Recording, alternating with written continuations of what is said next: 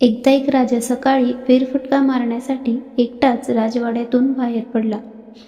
रस्त्यात त्याने पाहिले, एक शेतकरी उन्हातान्हात घामाने निथळत आपल्या शेतात काम करत होता. राजाने विचारलं, भाऊ, तू इतकी मेहनत करतोस, दिवसाला किती कमवतोस? शेतकरी म्हणाला, 1 सोन्याचं नाणं. राजा म्हणाला, आणि त्या सोन्याच्या नाण्याचं काय करतोस?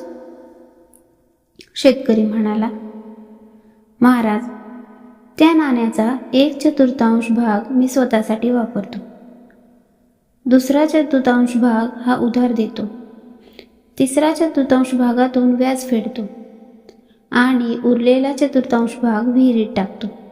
हे ऐकून राजाला काही समजलं नाही. तो म्हणाला, भाऊ, अशी कोडी नको घालूस, नीट स्पष्ट सांग. शेतकरी मंद हसत म्हणाला, महाराज, पहिल्या 1/4तून मी आणि माझी बायको पोट भरतो, हे आमचं वर्तमान आहे. 2/4तून माझ्या मुलाबाळांना वाढवतो, कारण म्हातारपणी तेच आमचं पोषण करतील, हे आमचं भविष्य आहे. 3/4तून मी माझ्या वृद्ध आईवडिलांची सेवा करतो, कारण त्यांनी मला लहानपणी वाढवलं, म्हणून मी त्यांचे ऋण फेडतो. आणि शेवटचा 1/4 मी दानधर्मात वापरतो, म्हणजे मृत्यूनंतरच जे माझं परलोक जीवन आहे ते सुधारेल.